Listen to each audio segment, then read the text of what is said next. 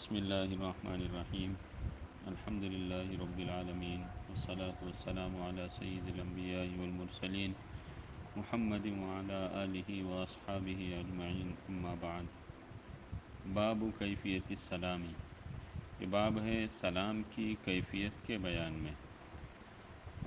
یہاں پر بھی ھذا محذوف مقدر مانا جائے گا۔ ھذا باب کیفیت السلامی تو مبتدا خبر ہو کر جملہ اسمیہ خبریہ ہو جائے گا۔ پھر سلام کی کیفیت سے مراد یہ ہے کہ سلام کو کس طریقے سے کرنا ہے، مکمل سلام کیا ہے، اس کا جواب کس اعتبار سے دینا ہے، ایسے ہی پھر سلام کا طریقہ ہے، اگر آدمی مجمع میں ہو تو سلام کرنا ہے یا نہیں کرنا ہے وغیرہ۔ یہ تمام کی تمام چیزیں اس باب کے اندر اس تعلق سے روایتیں حضرت مصنف رحمۃ اللہ علیہ لائیں گے۔ جیسی روایت آئے گی خود ذہن میں آ جائے گا کہ کیفیت سلام کا تذکرہ یہاں پر حضرت نے فرمایا ہے۔ یہ جو قول ہے یستحب ان یقول المبتدی بالسلام السلام علیکم ورحمۃ اللہ وبرکاتہ، یہ مصنف رحمۃ اللہ علیہ حضرت امام نووی رحمۃ اللہ علیہ کا کلام ہے۔ اس کے بعد پھر آگے روایت شروع ہو رہی ہے۔ مستحب ہے کہ سلام سے ابتدا کرنے والا کہے، یستحب مستحب ہے ان یقول المبتدی بالسلام، سلام سے ابتدا کرنے والا یوں کہے السلام علیکم ورحمۃ اللہ وبرکاتہ، یعنی جب بھی کوئی آدمی اپنی گفتگو کا آغاز کرے اور گفتگو کے آغاز میں سلام سے ابتدا کرنا چاہے، ایک تو یہ ہے کہ سلام سے ابتدا کرنا مستحب ہے، پھر سلام سے ابتدا کرنا مستحب ہے تو سلام کے کن الفاظ سے ابتدا کرنا ہے اس کو حضرت کہہ رہے ہیں کہ سلام سے ابتدا کرنے والے کے لیے مستحب ہے کہ وہ کہے السلام علیکم ورحمۃ اللہ وبرکاتہ، فیأتی بضمیر الجمع، جمع کی ضمیر کو لے آئے گا، یعنی علیکم جو ہے یہ جمع کی ضمیر، وَإِنْ كَانَ الْمُسَلَّمُ عَلَيْهِ وَاحِدًا، اگرچہ مسلم علیہ یعنی جس کو سلام کیا جا رہا ہے وہ تنہا ہی کیوں نہ ہو، پھر بھی مستحب یہ ہے کہ السلام علیکم یہ جمع کی ضمیر کے ساتھ لے آئے۔ کیوں، کیا وجہ ہے؟ تو آگے یہ روایت کے اندر صراحتاً تذکرہ ہے۔ رسول اللہ صلی اللہ علیہ وسلم کے پاس ایک شخص تشریف لے آئے اور انہوں نے السلام علیکم کہہ کر سلام کیا۔ اسی روایت سے علماء نے اسی کو سامنے رکھ کر یہ مسئلہ لکھا ہے کہ اگرچہ مسلم علیہ واحد ہو، اکیلا تنہا ہو، لیکن پھر بھی جب اس کو آدمی سلام کرے گا تو جمع کے الفاظ کے اور جمع کے صیغوں کے ساتھ ہی کرے گا۔ وَيَقُولُ الْمُجِيبُ، اور مجیب کہے گا، جواب دینے والا کہے گا وَعَلَيْكُمُ السَّلَامُ وَرَحْمَةُ اللَّهِ وَبَرَكَاتُهُ، فَيَأْتِي بِوَاوِ الْعَطْفِ فِي قَوْلِهِ وَعَلَيْكُمْ، وہ وعلیکم جو ہے اس میں واو عطف کے ساتھ لائے گا، وہ واو عطف کو لے آئے گا اپنے قول وعلیکم میں، وہ واو عطف کے ساتھ لے آئے گا اپنے قول، وہ واو عطف کو لے آئے گا اپنے قول وعلیکم میں، یعنی اصل سلام کا جواب تو ہے السلام علیکم، کسی نے کہا تو اس کا جواب ہے علیکم السلام ورحمۃ اللہ وبرکاتہ، یعنی تم پر بھی سلامتی ہو اور اللہ کی رحمت اور اللہ کی برکت ہو، لیکن واو کو یہ لانا ہے۔ کیا وجہ ہے؟ آگے روایتیں آئیں گی، ان روایتوں کے ذریعے سے باب سے مناسبت بھی ظاہر ہو جائے گی اور وجوہات بھی ظاہر ہوگی۔ عن عمران بن الحسین رضی اللہ عنہما قال، حضرت عمران بن حسین رضی اللہ عنہما سے روایت ہے، انہوں نے فرمایا جاء رجل الی النبی صلی اللہ علیہ وسلم، ایک شخص رسول اللہ صلی اللہ علیہ وسلم کے پاس تشریف لے آئے، انہوں نے کہا السلام علیکم، فرد علیہ ثم جلس، پس رسول اللہ صلی اللہ علیہ وسلم نے ان کو جواب دیا، یعنی انہوں نے جو سلام کیا تھا ان کی سلام کا رسول اللہ صلی اللہ علیہ وسلم نے جواب دیا، پھر وہ شخص بیٹھ گئے، ثم جلس ای ذلک الرجل، پھر وہ شخص بیٹھ گئے، فقال النبی صلی اللہ علیہ وسلم، رسول اللہ صلی اللہ علیہ وسلم نے ارشاد فرمایا عشر ای لہو عشر، ان کو 10 نیکیاں ملی، ثم جاء آخر، پھر دوسرے شخص آئے، فقال، انہوں نے فرمایا السلام علیکم ورحمۃ اللہ، انہوں نے ان الفاظ میں رسول اللہ صلی اللہ علیہ وسلم کو سلام کیا السلام علیکم ورحمۃ اللہ، فرد علیہ، رسول اللہ صلی اللہ علیہ وسلم نے ان کا جواب دیا، فجلس، پس وہ بیٹھ گئے، فقال عشرون، رسول اللہ صلی اللہ علیہ وسلم نے فرمایا 20 نیکیاں، لہو عشرون، ان کو 20 نیکیاں ملی، ثم جاء آخر، پھر دوسرے شخص آئے، فقال، انہوں نے فرمایا السلام علیکم ورحمۃ اللہ وبرکاتہ، مکمل الفاظ کے ساتھ انہوں نے سلام کیا۔ فرد علیہ، رسول اللہ صلی اللہ علیہ وسلم نے ان کو جواب دیا، فجلسا، وہ شخص بیٹھ گئے، فقال، آپ نے ارشاد فرمایا ثلاثون، 30 نے کیا، اے لہو ثلاثون، ان کو 30 نے کیا ملی، رواہ ابو داود و ترمذی وقال حدیث حسن۔ اس روایت کے ذریعے سے چند ایک چیزیں معلوم ہوئیں۔ سب سے پہلی بات تو یہ کہ یہ سلام کرنے پر محض السلام علیکم اگر آدمی کہتا ہے تو 10 نے کیا، السلام علیکم کے ساتھ ورحمۃ اللہ کا اضافہ کرتا ہے تو 20 نے کیا، وبرکاتہ کا اضافہ کرتا ہے تو 30 نے کیا۔ تو معمولی سا عمل ہے لیکن فضیلت دیکھیے، 30 نیکیاں اللہ رب العزت ایسے شخص کے حصے میں نصیب فرما دیتا ہے، ایسے شخص کے حصے میں ڈال دیتے ہیں۔ تو یہ ہے، یہ سلام کی کیفیت، سلام کا طریقہ، اس کا یہ روایت کا باب سے تعلق اس طریقے پر ہے کہ اس روایت میں بھی سلام کی کیفیت کا، سلام کے طریقے کا ذکر ہے، اور وہ اس طور پر کہ آدمی السلام علیکم کہے تو 10 نے کی، ورحمۃ اللہ کا اضافہ کرے تو 20 نے کیا، اور وبرکاتہ کا اضافہ کرے تو 30 نے کیا۔ معلوم ہوا کہ مکمل سلام کرنا چاہیے تاکہ زیادہ سے زیادہ آدمی کے حصے میں نیکیاں آ جائے۔ وعن عائشہ رضی اللہ عنہ قالت قال لی رسول اللہ صلی اللہ علیہ وسلم، حضرت عائشہ رضی اللہ عنہ سے روایت ہے، انہوں نے فرمایا مجھ سے رسول اللہ صلی اللہ علیہ وسلم نے ارشاد فرمایا ھذا جبریل یقرأ علیک السلام، یہ جبرائیل ہے، یہ تمہیں سلام کہہ رہے ہیں۔ اصل میں عربی زبان کی تعبیر کی وجہ سے یہاں پر یقرأ علیک السلام، وہ تم پر سلام کو پڑھ رہے ہیں، یعنی وہ تمہیں سلام کہہ رہے ہیں۔ عربی میں بہت سارے ایسی جگہوں پر یعنی ایسے جملے ہوتے ہیں جن کا ہم ان کا لفظی ترجمہ نہیں کر سکتے ہیں۔ اگر لفظی ترجمہ کیا جائے تو اردو محاورے کے حساب سے اس کو اچھا نہیں سمجھا جاتا ہے، یہ بھی ایسی ہے۔ تو یہ جبرائیل ہے، یہ تمہیں سلام پیش کر رہے ہیں، تمہیں سلام کہہ رہے ہیں۔ قالت، حضرت عائشہ نے فرمایا قلت، میں نے عرض کیا وعلیہ السلام ورحمۃ اللہ وبرکاتہ، ان پر بھی اللہ کی سلامتی، اللہ کی رحمت اور اللہ کی برکتیں ہوں۔ روایت سے دلالت ہوئی حضرت عائشہ رضی اللہ عنہ کا مقام اور مرتبہ، جس بلند مقام اور ان مرتبے پر تھی، ان کا وہ مقام ظاہر ہو رہا ہے کہ حضرت جبرائیل علیہ الصلاۃ والسلام جیسے معزز فرشتے بھی حضرت عائشہ رضی اللہ عنہ کو سلام بھیج رہے ہیں، ان سے ان کی فضیلت پر دلالت ہوتی ہے۔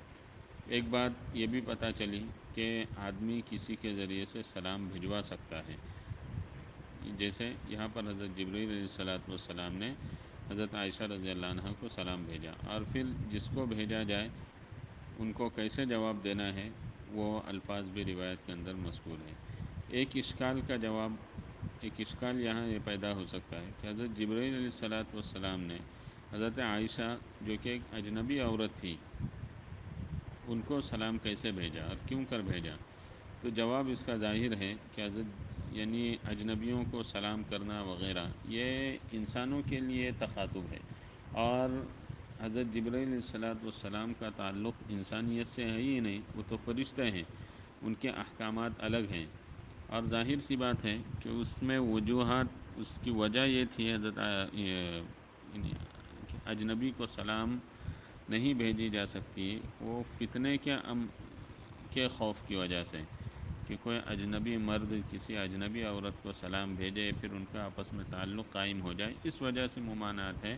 اور فرشتہ ایسی مخلوق ہے لا یعصون اللہ ما امرہم، کہ اللہ کی نافرمانی ان کی سرشت میں ہے ہی نہیں، بلکہ وہ اللہ کی فرما بردار مخلوق ہے۔ وَيَفْعَلُونَ مَا يُؤْمَرُونَ، جو کچھ ان کو حکم دیا جاتا ہے وہ کرتے ہیں، یعنی ان سے منہیات کا خوف ہی نہیں ہے۔ اس وجہ سے حضرت جبرائیل علیہ الصلاۃ والسلام کا حضرت عائشہ رضی اللہ عنہ کو وہ سلام بھیجنا ہوا، اور رسول اللہ صلی اللہ علیہ وسلم نے بھی اس پر نکیر نہیں فرمائی، ورنہ عام حالات کے اندر کوئی اجنبی مرد کسی اجنبی عورت کو سلام وغیرہ نہیں بھیج سکتا۔ متفق علیہ۔ وہکذا وقع فی بعض روایات صحیحین وبرکاتہ وفی بعضها بحذفها، اسی طرح صحیحین کی بعض روایتوں میں وبرکاتہ ہے، اور بعض روایات میں حذف کے ساتھ ہے، یعنی و برکاتہ نہیں ہے۔ حضرت عائشہ نے صرف وعلیہ السلام و رحمۃ اللہ اتنا ہی جواب دیا گیا ہے کہ بعض نسخوں میں، بعض روایتوں میں ایسا ہے۔ لیکن وزیادت الثقۃ مقبولۃ، ثقہ کی زیادتی مقبول ہوتی ہے۔ یہ اصول حدیث کا انسان ایک اصول ہے کہ ثقہ راوی روایت کے اندر اگر کوئی اضافہ کرتے ہیں تو ان کی اس زیادتی کو، اس اضافے کو قبول کیا جائے گا، اس کو رد نہیں کیا جائے گا۔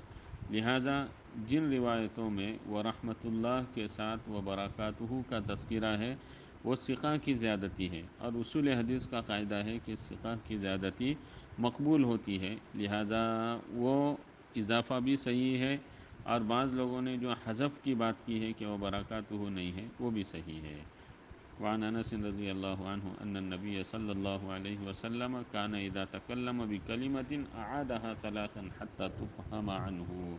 حضرت انس رضی اللہ عنہ سے روایت ہے کہ رسول اللہ صلی اللہ علیہ وسلم جب کسی کلمے کے ذریعے بات فرماتے، جب کسی کلمے کے ذریعے بات فرماتے اعادها ثلاثا، تو اس کلمے کو 3 مرتبہ دہراتے، حتی تفہم عنہ، یہاں تک کہ آپ سے وہ بات سمجھ لی جائے۔ تکلم یتکلم تکلما باب تفاعل سے ہے، معنی ہے بات کرنا۔ کلمۃ معنی جملہ، اعاد اس کی جمع آتی ہے کلمات، اور کلیم اعاد یعید اعادتا دہرانا، فہم یفہم فہما سمجھنا۔ تو رسول اللہ صلی اللہ علیہ وسلم جب کسی جملے کے ذریعے سے بات کرتے تو اس کو 3 مرتبہ دہراتے، یہاں تک کہ آپ سے وہ بات سمجھ لی جاتی۔ ہو کی ضمیر کا مرجع خود رسول اللہ صلی اللہ علیہ وسلم ہے۔ وَإِذَا أَتَى عَلَى قَوْمٍ فَسَلَّمَ عَلَيْهِمْ سَلَّمَ عَلَيْهِمْ ثَلَاثًا، اور جب آپ کسی قوم کے پاس تشریف لے آتے، ایک ترجمہ، دوسرا ترجمہ، اور جب آپ کسی مجمع میں تشریف لے آتے، عطا یاتی اتیاناً آنا، جب آپ کسی مجمع میں آتے، اور اس کا مجمع ہی سے ترجمہ کیجئے، اس لیے کہ آگے مصنف رحمۃ اللہ علیہ اس کی وضاحت فرما رہے ہیں۔ اور جب آپ کسی مجمع کے پاس آتے، فسلم علیہم، اور ان کو سلام کرتے، تو سلم علیہم ثلاثاً، 3 مرتبہ ان کو سلام کرتے۔ رواہ البخاری۔ روایت کے ذریعے سے 2 باتیں معلوم ہوئی۔ ایک بات تو یہ کہ رسول اللہ صلی اللہ علیہ وسلم جب کوئی بات فرماتے تو 3 مرتبہ کہتے۔ یہاں پر ہر کہی جانے والی بات مراد نہیں ہے، بلکہ اہم بات، جو بات لوگوں کے جلدی سمجھ میں نہ آوے، ایسی کوئی بات رسول اللہ صلی اللہ علیہ وسلم فرماتے تو 3 مرتبہ فرماتے۔ خود وجہ ہے حتی تفہم عنہ، یہاں تک کہ وہ بات رسول اللہ صلی اللہ علیہ وسلم سے سمجھ لی جاتی۔ ہر بات 3 مرتبہ رسول اللہ صلی اللہ علیہ وسلم دہراتے، یہ مراد نہیں ہے۔ اگر یہ مراد لیا جائے تو اللہ کے رسول صلی اللہ علیہ وسلم کی شان میں مطلب درست بھی نہیں ہے اس کا مراد لینا کہ ہر بات کو رسول اللہ صلی اللہ علیہ وسلم 3، اور جو آدمی زیادہ دہراتا ہے اس آدمی کو ایسے ہی معاشرے میں معیوب سمجھا جاتا ہے۔ اس وجہ سے رسول اللہ صلی اللہ علیہ وسلم کی شان میں یہ مراد لینا کہ آپ صلی اللہ علیہ وسلم ہر بات کو 3 مرتبہ کہتے، یہ بات غلط ہے، بلکہ رسول اللہ صلی اللہ علیہ وسلم ہر اہم بات کو 3 مرتبہ کہتے، یہاں تک کہ وہ بات آپ سے سمجھ لی جاتی۔ اور جب آپ کسی قوم کے پاس آتے ہیں، یعنی جب کسی مجمع وغیرہ میں حاضر ہوتے تھے، تو رسول اللہ صلی اللہ علیہ وسلم 3 مرتبہ سلام فرمایا کرتے تھے، تاکہ تمام لوگ آپ کی سلام کو سن لیں اور تمام لوگ جواب دے سکیں۔ اس وجہ سے رسول اللہ صلی اللہ علیہ وسلم 3 مرتبہ سلام فرماتے۔ یہ محمول ہے مجمع پر، کہ جب مجمع زیادہ ہو تو اس وقت 3 مرتبہ سلام کرتے، ورنہ عام حالات میں ایک ہی مرتبہ سلام کرتے۔ وَهَذَا مَحْمُولٌ عَلَى مَا إِذَا كَانَ الْجَمْعُ كَثِيرًا، اور یہ محمول ہے اس وقت جب کہ مجمع زیادہ ہو۔ وعن المقداد رضی اللہ عنہ فی حدیثہ الطویل قال، حضرت مقداد رضی اللہ عنہ سے روایت ہے، وہ اپنی طویل حدیث میں، طویل گفتگو میں، اپنی طویل حدیث میں انہوں نے فرمایا، كنا نرفع للنبی صلی اللہ علیہ وسلم نصیبہ من اللبن، ہم اٹھا لیتے تھے رسول اللہ صلی اللہ علیہ وسلم کے لیے آپ کا حصہ دودھ میں سے، ہم رسول اللہ صلی اللہ علیہ وسلم کے لیے آپ کے دودھ کے حصے کو اٹھا لیا کرتے تھے۔ فَيَجِيءُ مِنَ اللَّيْلِ، آپ رات میں تشریف لے آتے، رات میں آتے، فیسلم تسلیما لا یوقظ نائما، آپ ایسا سلام کرتے کہ جو سونے والے کو نہیں جگاتا، ویسمع الیقظان، اور بیدار آدمی کو سنا لیتے تھے آپ اپنا سلام۔ فجاء النبی صلی اللہ علیہ وسلم، رسول اللہ صلی اللہ علیہ وسلم تشریف لے آئے، آپ نے ویسے ہی سلام کیا جیسے کہ سلام کیا کرتے تھے۔ رواہ مسلم۔ نرفع، رفع یرفع رفعا، معنی ہے اٹھا لینا۔ نصیب کہتے ہیں حصے کو۔ لبن جمع البان دودھ۔ جاء یجیء مجیئا، آنے کے معنی میں باب ضرب یضرب سے۔ سلم یسلم تسلیما، سلام کرنے کے معنی میں باب تفعیل سے۔ او لا یوقظ، اوقظ یوقظ ایقاظا، باب ظاہر ہے باب افعال سے ہے، معنی ہے سلانا، نائم یہ جگانا، یوقظ جگانا۔ یسمع، اسمع یسمع باب ظاہر ہے۔ یقظان کہتے ہیں بیدار آدمی کو۔ ہاں، یہ ہو گئی یہ لغوی بحث۔ حدیث کا مفہوم یہ ہے کہ حضرت مقداد رضی اللہ عنہ نے اپنی طویل روایت کے اندر اس جملے کو نقل فرمایا ہے۔ دراصل یہ روایت بڑی تفصیلی روایت ہے، کچھ خلاصہ میں آپ کے سامنے پیش کر دیتا ہوں۔ خلاصہ یہ ہے، حضرت مقداد رضی اللہ عنہ ایک مرتبہ اللہ کے رسول صلی اللہ علیہ وسلم کے صحابہ کے پاس گئے، بھوک کی شدت کی وجہ سے، کہ کچھ کھانے پینے کے لیے مل جائے گا، لیکن صحابہ کے پاس جب گئے تو وہاں پر ان کا وہ مدعا حل نہ ہو سکا۔ بالآخر وہ رسول اللہ صلی اللہ علیہ وسلم کے پاس تشریف لے آئے، اور اپنی بھوک کی انہوں نے رسول اللہ صلی اللہ علیہ وسلم کے پاس شکایت کی کہ اللہ کے رسول بہت بھوکا ہوں اور کھانے کی احتیاج ہے، ضرورت ہے۔ تو رسول اللہ صلی اللہ علیہ وسلم انہیں اپنے گھر لے گئے، جہاں پر آپ کی 3 بکریاں تھیں۔ روزانہ بکریوں کو دوہا جاتا، یہ حضرات دودھ پیتے، اور اسی طریقے سے زندگی کٹ رہی تھی۔ تو یہ لوگ اپنا حصہ دودھ کا پی لیتے تھے، جو بھی حضرت مقداد رضی اللہ عنہ اور آپ کے ساتھ جو بھی لوگ ہوں گے، یہ روزانہ رات کو دودھ کا اپنا حصہ پی لیتے تھے، جتنے حصے میں دودھ آتا، جس کے حصے میں جتنا دودھ آتا، ہر آدمی اپنے اپنے حصے کا دودھ پی لیتا، اور رسول اللہ صلی اللہ علیہ وسلم کا حصہ اٹھا کر رکھ لیا جاتا تھا۔ اسی کو کہہ رہے ہیں کنّا نرفع للنبی صلی اللہ علیہ وسلم نصیبہ من اللبن۔ پھر رسول اللہ صلی اللہ علیہ وسلم رات کے وقت تشریف لے آتے اور اپنا حصہ دودھ کا پی لیتے تھے۔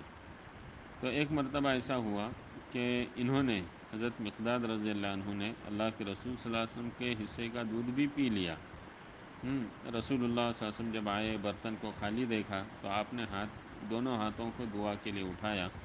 حضرت مقداد رضی اللہ عنہ ڈر گئے کہ کہیں اللہ کے رسول صلی اللہ علیہ وسلم نعوذ باللہ ہمارے لیے بددعا نہ فرما دیں کہ ہم نے آپ کے حصے کا بھی دودھ پی لیا۔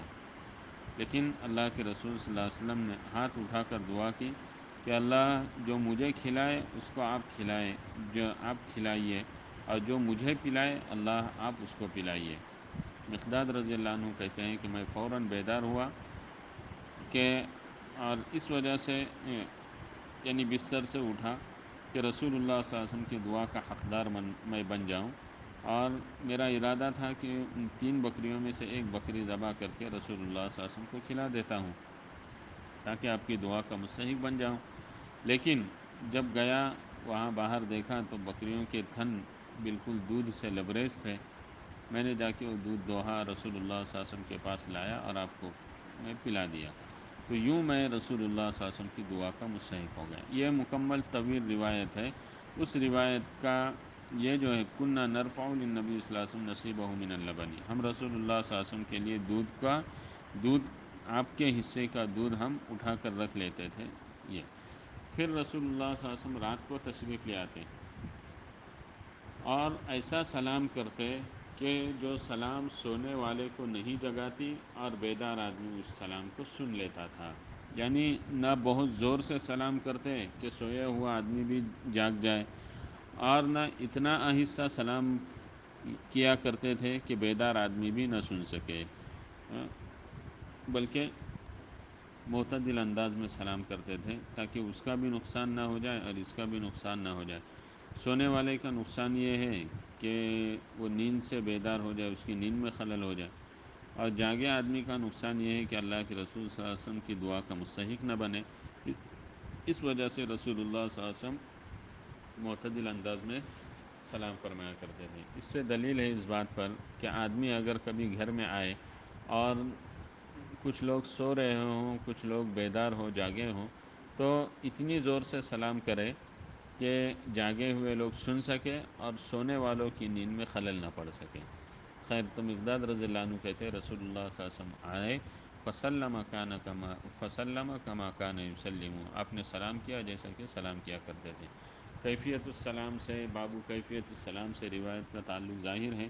سلام کا ایک طریقہ اور کیفیت یہ بیان کی گئی کہ جب کسی مجمع کے اندر سوئے ہوئے اور بیدار دونوں لوگ ہوں تو کس طریقے سے سلام کی جائے، وہ روایت میں ہم کو سکھلایا اور سبق دیا گیا ہے۔ رواہ مسلم۔ وعن اسماء بنت یزید رضی اللہ عنہ ان رسول اللہ صلی اللہ علیہ وسلم مر فی المسجد یوما، حضرت اسماء بنت یزید رضی اللہ عنہ سے روایت ہے رسول اللہ صلی اللہ علیہ وسلم ایک دن مسجد میں گزرے۔ وعصبۃ من النساء قعود، عصبۃ جمع عصب، جیسے غرفۃ جمع غرف آتی ہے کمرے کے معنی میں، ایسے ہے عصبۃ جمع عصب جماعت کے معنی میں ہے۔ درا حال ہے کہ عورتوں کی ایک جماعت بیٹھی ہوئی تھی، عورتوں کی ایک جماعت بیٹھی ہوئی تھی۔ فَأَلْوَى بِيَدِهِ بِالتَّسْلِيمِ، الوا یلوی الواءً، اشارہ کرنا، آپ نے اپنے ہاتھ سے سلام کا اشارہ کیا، آپ نے اپنے ہاتھ سے سلام کا اشارہ کیا۔ رواہ الترمذی وقال حدیث حسن۔ اس سے دلالت ہوئی اس بات پر کہ یعنی ایک تو یہ بات بھی معلوم پڑی کہ رسول اللہ صلی اللہ علیہ وسلم کے زمانے میں عورتوں کا بھی مسجد میں آنا جانا تھا، لیکن چونکہ بعد میں فتنے کا اندیشہ ہے، اس وجہ سے روایات کے پیش نظر علماء نے اس کی اجازت نہیں دی۔ پھر دوسری بات یہ ہے کہ اشارے کے ذریعے سے سلام کا بھی جواز معلوم ہوا روایت سے، لیکن محض اشارے سے سلام کرنا، یعنی الفاظ کے بغیر محض اشارہ کرنا سلام کے لیے، یہ جائز نہیں ہے۔ یہ یہود اور نصارہ کا طریقہ ہے کہ یہودی اپنی انگلیوں سے سلام کرتے ہیں اور نصارہ جو ہے اپنے ہتھیلیوں سے اشارہ کرتے ہیں، لیکن اسلام نے اس کی اجازت نہیں دی۔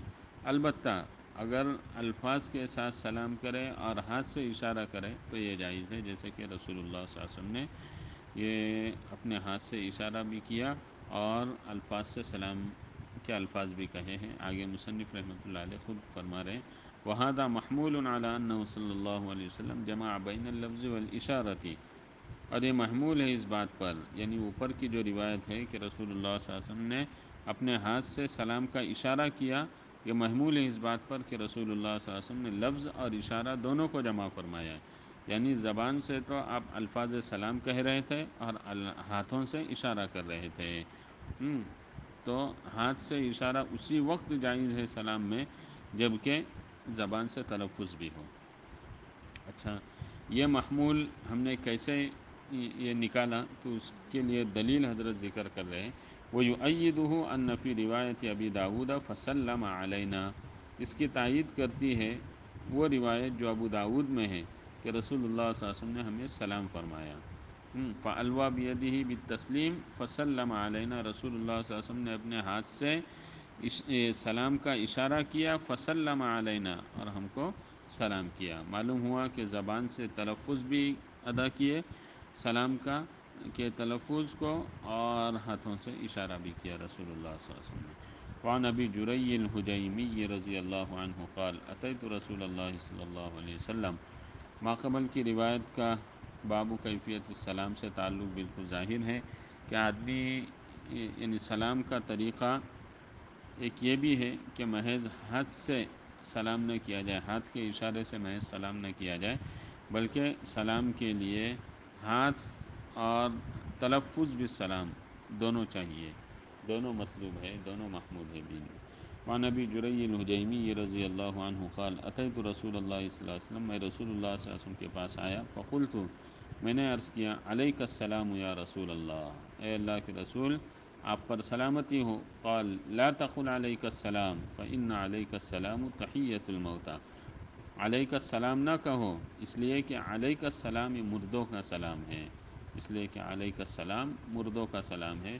مطلب یہ ہے کہ صاحب آئے تھے اور انہوں نے رسول اللہ صلی اللہ علیہ وسلم کو السلام علیکم ورحمۃ اللہ وبرکاتہ یا السلام علیکم کہنے کی بجائے علیک السلام یا رسول اللہ کہہ کر سلام کیا، تو رسول اللہ صلی اللہ علیہ وسلم نے ان کو منع فرمایا کہ علیک السلام نہ کہو، وہ مردوں کا سلام ہے۔ کیا مطلب ہے مردوں کا سلام ہے؟